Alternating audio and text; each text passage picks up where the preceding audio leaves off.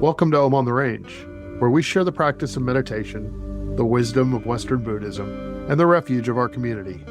Whether you are new to meditation or a longtime practitioner, committed or curious, this offering is here to share solutions, stories, and support. Happiness and better health are available to everyone. It just takes practice. This is Om on the Range.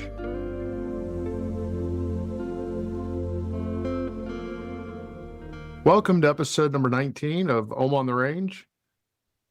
This episode and offering are dedicated to sharing Western Buddhism and the power of meditation. Our goal is to provide tools, stories, and support so people can live happier and healthier lives. I'm your host. My name is Whit, and I am happy to be here. I'm also happy to welcome Liz Hazell to Om on the Range as this week's co-host. Liz, welcome. How are you? Hi, Whit. Thanks for having me. It's great to be here. I've really enjoyed your podcast series. Your guests have been incredible. It's just the depth of our Sangha and the wisdom that they have. And of course, last week was Robert Brummett, so it's been a little trepidation following after him. But it's great to be here, and I appreciate your invitation. Yeah, this show leans very heavily on its co-hosts, so we're super glad to have you. Do you want to start off by telling us just a little bit about yourself? Sure. I have two kids, ages 23 and 21. I've been married to what I call the most patient man in the world for 25 years. I've born and raised in Kansas City. I went to school at KU and then came right back to Kansas City. I love it here. Good. So let's go ahead and dive in a little bit about kind of the guts of the show here. How did you get started with Western Buddhism? Oh, wow. My journey for Buddhism in general started way back when I was a kid. My mother was diagnosed with high blood pressure when I was about 8 years old, and this was in the 70s, and there was this thing called biofeedback, and it was new, I guess, at the time. And I have memories of seeing my mother essentially meditating. Of course, she had electrodes on her, monitoring her brain waves and her breathing and her blood pressure and all of that.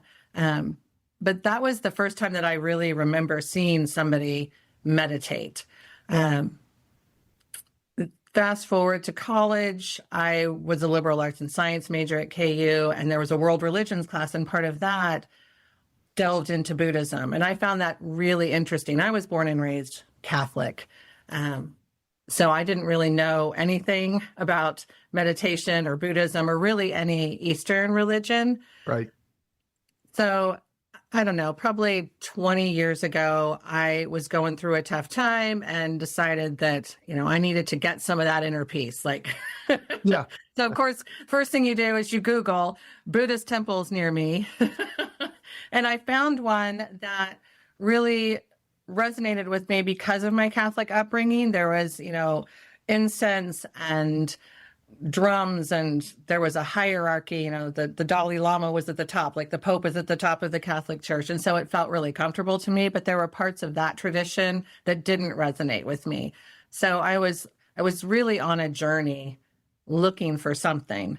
While I was at that temple, there was a visiting Zen priest. Her name is Karen Miller. She's my Zen Roshi now. And I went to a 3-day retreat. I was brand new into Buddhism. And I just delved right into this 3-day retreat. So that was a lot to take. But I really liked Zen Buddhism, but she is based in California. So I was still kind of looking around, and I found TBC. And at the time, Janet Nema was at TBC. And of course, then she left and Ron came in, and then he left, and then Victor came in. And so that's really when I started in this path of Western Buddhism, is when Victor came on about 8 years ago. That was a really long-winded explanation, wasn't it? No, I appreciate that. And those kind of journeys are very difficult to summarize, right? Mhm. Even with some practice, you're like going, I'm not really sure how I got here. Yeah. That's the fast Buddhist answer. But here I Um, am. did you have a meditation practice first, or did you start with Buddhism first, or what was the relationship there? I started with Buddhism first. I didn't really know how to meditate. And so the first temple that I went to, they actually had a meditation class on Wednesday nights. And I started going to that to learn how to sit and be present. And of course, when you delve into Zen Buddhism, there's, a pretty, I don't want to say strict, but there's a way to sit. And so that was really helpful too, to learn how to sit quietly and silently. Yeah. I find that to be so true with anybody building a meditation practice is there's two guardrails that we're trying to kind of weave between. And one is be kind to yourself, be open to what comes up, develop a practice that fits you and your needs and who and how you are. But on the flip side, because it's so new, it also helps to have some guidelines, for Mhm. example, how to sit maybe, or where to sit, or when to sit. And again, you get to choose all those, For sure. but especially with beginners, it's so difficult because there's just not enough there. You don't have the experience and you don't have the confidence, Hmm. and you probably don't have the kindness that you need for yourself to just accept that, hey, this is how it's going to go. So I really resonate, or really can understand what you're saying in terms of how that started. Do you have a meditation practice now? I do. I meditate twice a day, first thing in the morning when I get up. Really take some time and clear my mind and set an intention for the day. I Right. find because of my job responsibilities and my household and parenting responsibilities, if I don't take that time and I just dive right in, um, my day is a little more chaotic. So it's good for me to sit and be present. And then, of course, in the evening after the day is done, I'm kind of clearing all of that out and really looking at what am I grateful for today? What are some things that happened today that maybe I could have been more present with? So yes, I at least twice a day I try to sit. Sometimes it's 5 minutes, sometimes it's 20 minutes. It really depends on how I'm feeling that day. Yeah, I'm a big advocate for that, for practicing first thing in the morning, Mhm. for the reasons that you just gave, and also because, again, this is more for beginners, is that it's really easy for your day to get away from you. Also, if you decide, hey, I'm gonna do that at the end of the day, that's great if that's what fits. But sometimes at the end of the day, it's all piled up on you. Mhm. The entire day is now on your back, and the idea of, hey, now I'm going to sit quietly for 20 minutes sometimes is a little daunting. So I'm very much, like I said, an advocate of start your day. That way you can also adjust your day. So you've got those 5 minutes or 10 breaths or 30 minutes, whatever that is, you can give that to yourself first and foremost. Yeah. So I think it's a good way to set up a practice. So you support Temple Buddhist Center in lots and lots of different ways. You and I have worked together, um, and really, you've helped me get some things done, even though I don't know that we've ever spoken. I think last Sunday was the first time where I'd actually laid eyes on you and got to Mhm. shake your hand. So it's amazing how you do that. But do you want to maybe just explain or give us a brief overview of what your roles are at TBC, and also how Yeah. to support your practice? That would be the other end game of that question. Yeah. So I do most of the online stuff behind the scenes. So anything having to do with the website or social media sites, our Google page, all of that I'm responsible for. Um, it's I've been doing that for about 8 years. And really, when Victor started, I recognized that he was going to need some help. And for a long time, it was just Victor and I. He would have the idea, and I would be the one, getting the event stuff together and posting it online. So it's been really fantastic to watch TBC just blossom into what it is today, and all of these people that have come into the circle and really supporting TBC as a whole. As far as supporting my own practice, it's really helped me understand that everything is dynamic, especially when it comes to TBC. Everything changes, as I was talking about last Sunday. Situations change. There's been times when, we had a full moon meditation scheduled, and then we found out that the room was going to be used for something else, and we're pivoting 2 hours before the event. Right. So that's helped me a lot because I'm a planner. I like to know when things are going to happen and how it's going to happen. And that's not always the case. Yeah, I think it is really amazing, the role you've played in truly supporting what now looks like pretty quick, organic, natural growth, which, as you said, is amazing. And it's got to be so rewarding, but it wasn't probably, it probably didn't always feel like that as you were kind of putting this together. No, it for sure. There was a lot of having to adapt as we were going along, figuring out what works and what doesn't work, and, how to reach out to people in a way that they would want to come see what Temple Buddhist Center was all about. Right. Well, it is amazing. I've been affiliated with TBC for, I don't know, 4.5 years. My road or my path here is different in that I practiced for years and years and years. And, becoming a Buddhist was not ever a goal. I wasn't opposed to it. I was interested in it, but having any sort of formal spiritual affiliation was not really part of my plan. But I became friends with Victor because he saw me a couple of times down at the temple space. I was leading classes or groups for Serenity Pause. And so we kind of became friends. And in that Victor way, he just assumed that I was a TBC guy and always had been, So, so it's been really interesting, even in just this short time, seeing how it's grown and how it's bloomed. And there seems to be this, the field is so fertile for people to come in and be themselves, be authentic. Absolutely. And then they get motivated in a lot of ways to want to do more. So again, it's got to be really rewarding as a long-term member and head support person for this whole thing to see how it's grown. So thank you for doing that. That's probably a long way of saying thank you, but that's what I want to tell you.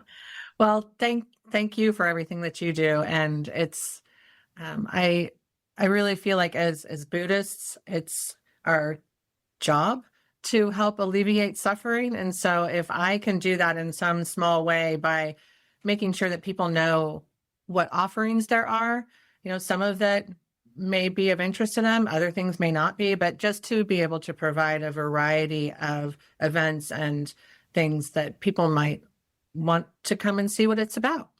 Right. Yeah, I think having that pure intention and that authenticity that TBC offers, that certainly mirrors the teachings of Buddha, but also is unique, again, in that organic feel. Just being able to do that and making that the goal has allowed so many people to come in and find comfort, but also so many people to come in and start to fulfill their purpose that frankly, they didn't know what that was or how to get there. And so again, it's just amazing what is going on. So you led the Dharma talk last Sunday. Had you done that before? I have done it a few times. Every once in a while when there's a fifth Sunday and Victor needs somebody to fill in, he asks me to do it. And I was lucky that I didn't have anything else going on, wasn't working. And I'm always happy to sit up there and give a talk. What's that experience like to be up in front of the Sangha and kind of leading where it goes for the day? Terrifying? No. I would accept that. No, I really enjoy it. I've never really had trouble talking to large groups of people. I will say the first time that I did it, when it was being live streamed, I don't know if you've noticed, but Eric has an on-air sign that's up in the balcony. And the first time that on-air sign came on, I was like, wow, I'm on the internet Yeah, you've made it. You've made it, Liz. forever. Yep. Yeah. Yeah. It's a double-edged sword for sure. It is. But people are always so gracious. And as my daughter always reminds me, because sometimes I get a little nervous, and she says, if you're going to speak to a group of people, Buddhists are the people to speak to, because they're Yeah. not going to judge you. Right. So, Right. Well, and you know what, to her point, it's amazing what can be accomplished when, again, when people are being authentic and they're being supported and they're motivated by all the right things. You know, it's not dollars, it's not membership, it's not power, it's not heaven, it's not being right. It's none of those things. It's just come in, be yourself. That's the person we need. That's the person we love. And then once people get used to that, there's a group that kind of steps forward and you know, sometimes they want to help you, for example, and sometimes they have new ideas and basically they want you to help them. I unfortunately fall in that second category. So we will obviously never really be friends for that. But yeah, I think it's, again, so true that Buddhism and TBC in particular can make that happen. Mm-hmm. So with the talk on Sunday, your subject was samsara, which is so pertinent. And it's really something that I don't know the people understand very well. I thought you did a great job of breaking it down. Well, thanks. But I was curious, what made you, I don't know, experience samsara as something that happens, you know, many times every day, as opposed to, you know, across lifetimes? How did you get that time frame, you think? So, like I had said in my talk, I was thinking about the phases of life that we go through, and really the phases that we have just in general. I mean, we have seasons here in Kansas City,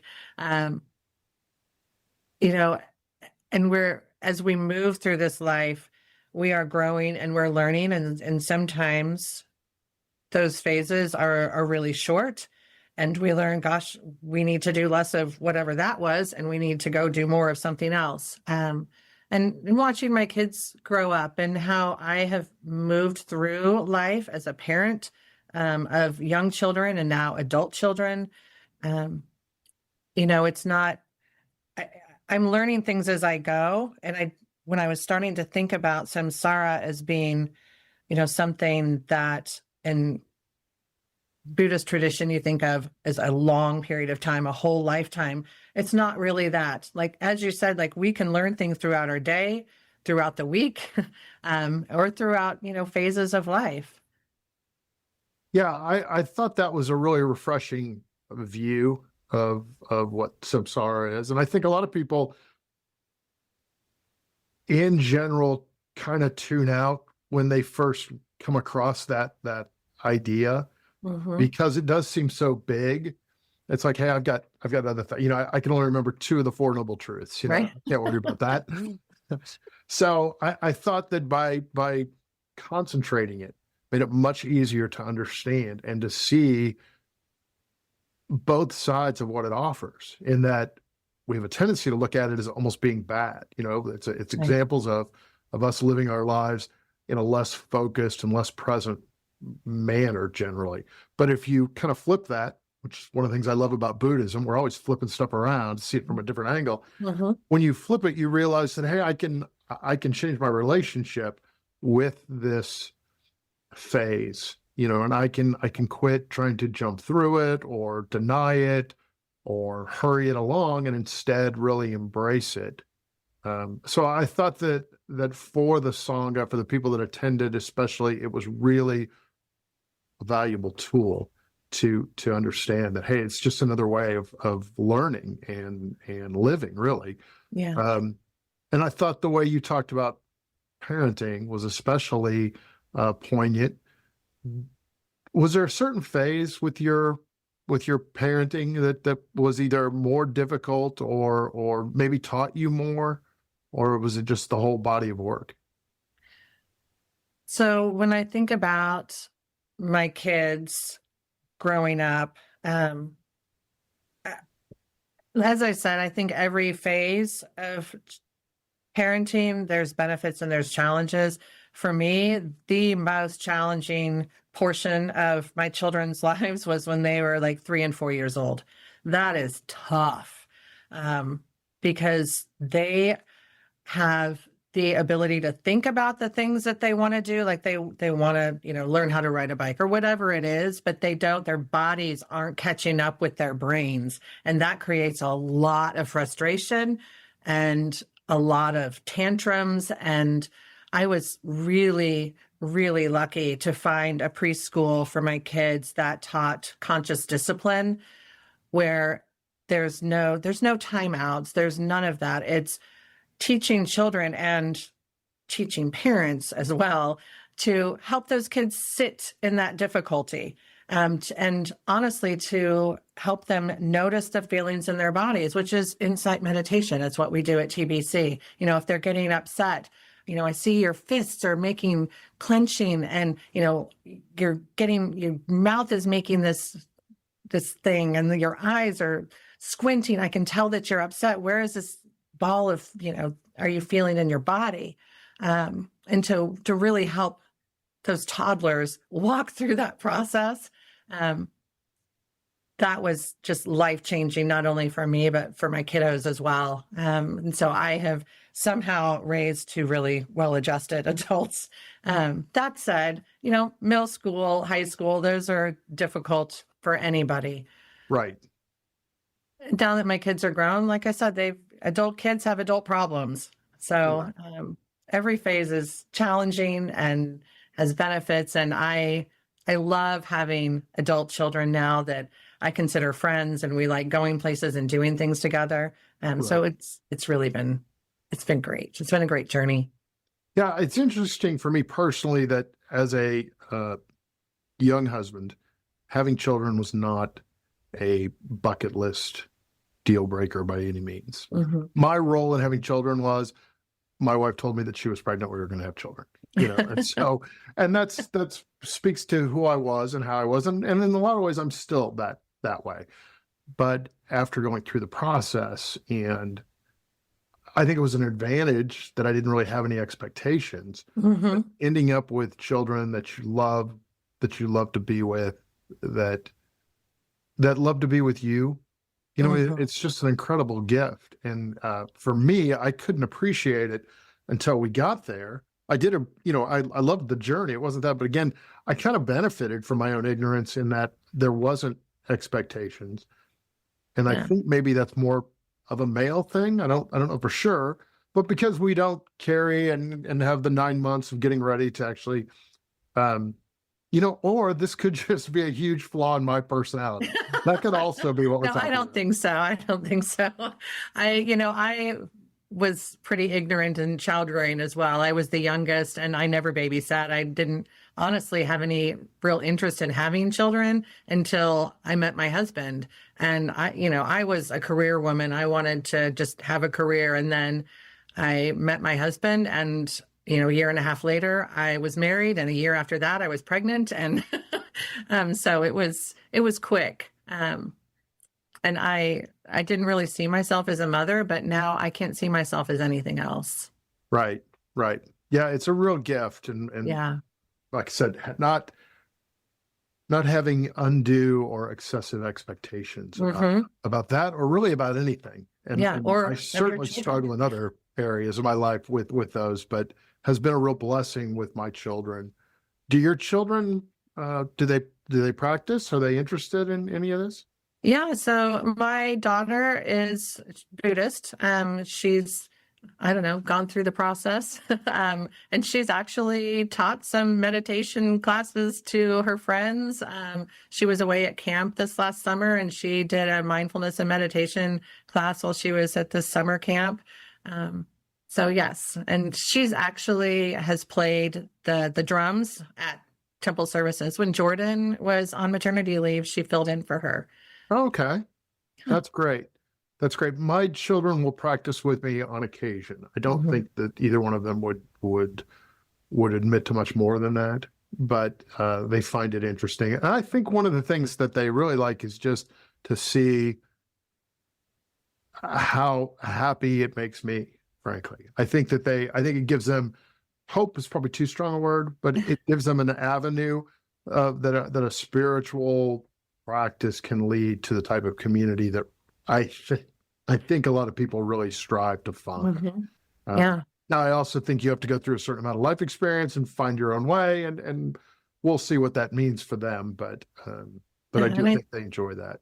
I think that's so important to let your children be who they are. And I think as parents, we really have to kind of take a hands-off approach and not try to put them into a role that we would like them to be. It's their lives. And that's, as they get older, that's a hard thing to let go of.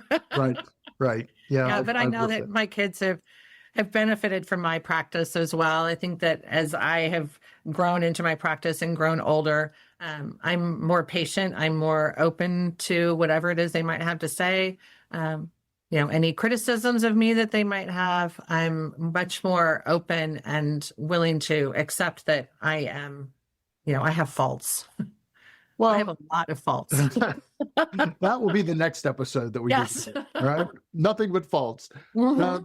But you make a good point in that I think this speaks to the power of having a practice, in that not only do you develop, the tools personally to better deal with the things that are going on in your life, which is the most general thing I've ever said on this podcast, but it also transfers that awareness, acceptance, and patience that you get by sitting to not only every other aspect of your life, that's true, but also to the people that have to deal with you. Mm-hmm. So it's, when I lead groups, that's one of my selling points is, hey, if you don't want to do this for you, do it for the rest of us. Right. Because a lot of people are motivated to, hey, I want to help people. Okay, well, here's a great way to start. A great way to start would be for you to develop these skills that we all need and that we all want to see in you, and it will help you and it'll help me.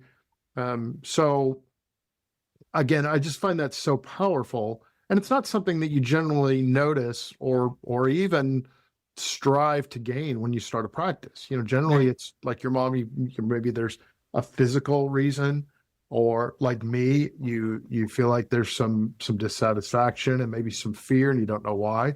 And you've already read self-help books and those don't work unless you want to write your own. Right. And I'm too cheap to go through therapy. That's how I was at the time. It was like, okay, well, before that, before I spend $1 on any of this, let's sit, let's practice. Yes. So there was no question in there, Liz, but it was a very, very long-winded answer to something. Hey, you mentioned the subtle ability to recognize last moments in these phases.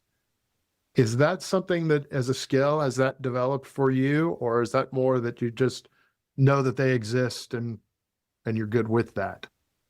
I think maybe a little bit of both. I think as I become more and more present, I really pay attention to the conversations that I'm having with people. You never know when it's going to be your last conversation.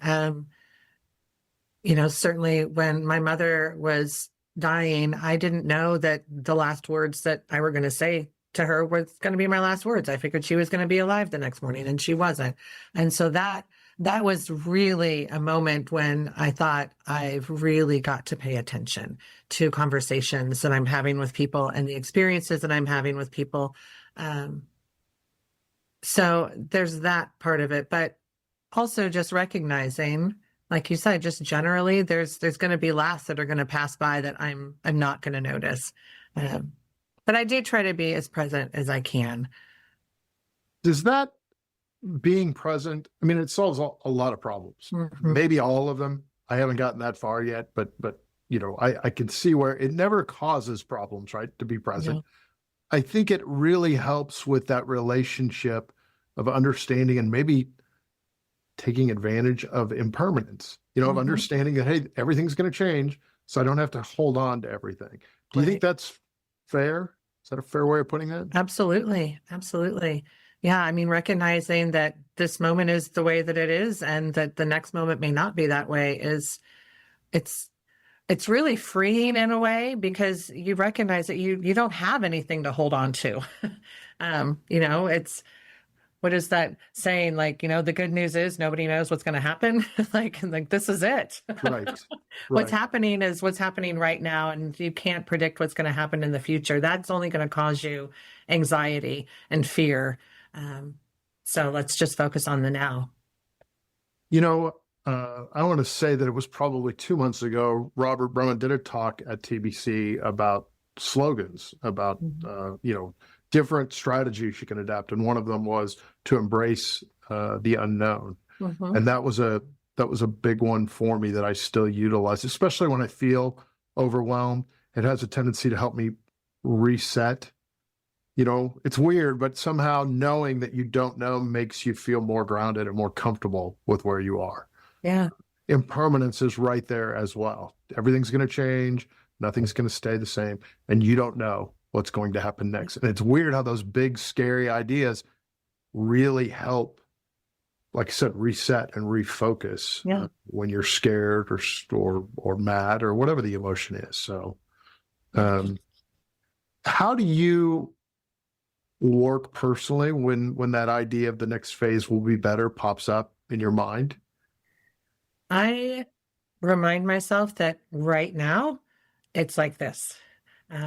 Like I said in my talk, just reminding myself that it's like this right now. It's going to change. I don't know when that's going to change.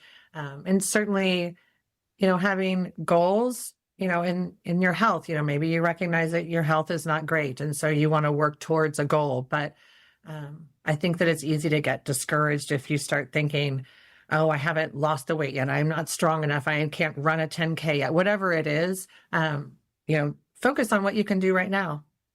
Focus on your abilities right now and where you're at right now.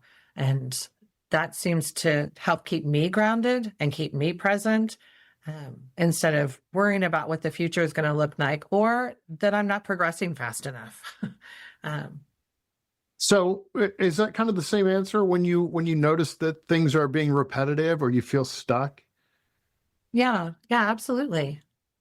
Yeah. It's interesting in Buddhism that there's really only about 4 or 5 answers and really we could probably break them down to 2 or 3. Right. It's a little better organized podcast. We would have that information. Right. Just that staying present, again, awareness, acceptance, patience, those little things. And there are great lessons and there are all sorts of wonderful talks and books and teachers that can help bring those into focus. But generally what I find is if I'm struggling, it's because usually my awareness has been there, but my acceptance is not where it needs to be. And I'm taking it personally. That's another big one for me. So, you mentioned at the beginning of the show, teacher that you were moved by and that you followed. Are there any other teachers or resources that you find to be helpful or moving? Gosh, I like so many different teachers. I really enjoy Jack Kornfield's work. Tara Brock is another one. And of course, Victor and Robert Brummett is just, we are so lucky to have him as a teacher for TBC. He is so wise and his depth of knowledge is just incredible. So I really enjoy the talks that he has, and I read his blog. And if you haven't read the book that he recently wrote, it's also fantastic. There's a link to it on the website. Right. Also, where you can find this podcast is on the website. Yeah. So thank you. Robert is amazing. We are blessed with great teachers and a very motivated, kind, and wise Sangha, frankly. Yes. I love to watch Robert just when people approach him because people are often so moved and they have so much they want to tell him. And I think I mentioned this to him on our podcast. It's a little bit like watching people meet Santa Claus because they're just so, there's so much they want to say and they don't want to overstep their bounds. And he's always just so kind and consistent. Yes. So really amazing. Is there anything else you want to share as we come to the end of this? I can't think of anything. I am just really grateful that you included me today. And again, I appreciate everything that you and Jordan and Steph and Tim and all the people involved in your podcast are doing to help, bring TBC out into the world and just really spread the message of kindness and compassion and patience with everyone, because we sorely need that now in our world. Thank you for saying that, by the way. That's certainly the goal, and it's been a true joy to be a part of this. If someone is listening for the first time and they're interested in getting more information or experiencing some of the support, let's say they're not in Kansas City, how would you suggest they go about doing that? Well, I think the first stop would be our website. We've got so many classes that are online, and we've got a great Buddhist book study that's run by Carol Murray. Robert's Thursday night Sangha is exclusively online. We've got a Wednesday night group that's online as well as in person if you are in Kansas City. There's so many opportunities to learn and be a part of the Temple Buddhist Center community, even if you're outside of Kansas City. And we truly do have people all over the world that join us at our live stream on Sundays. Okay, great. Well, I want to thank Liz Hazell for serving as co-host and for all of her efforts as she continues to drive the TBC Sangha. Liz, you are wise and kind, that I do know, and a real supportive force for this offering. So thank you. Thank you. I also want to remind everyone that this podcast can be found on numerous platforms, including Spotify, Amazon, and YouTube. Feel free to leave comments or questions on those sites, or you can email us at omontherangepodcast@gmail.com.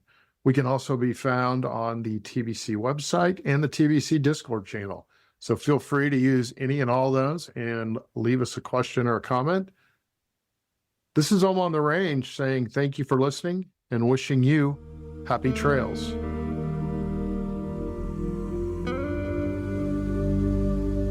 Thanks to our Om on the Range production team for making this program possible, and to Mr. Brad Athey for composing and performing the original music.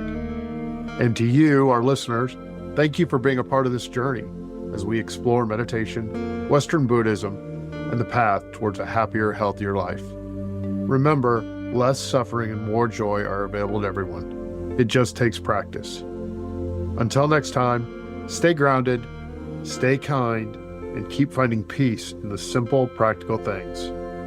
For all of us here at Om on the Range, happy trails.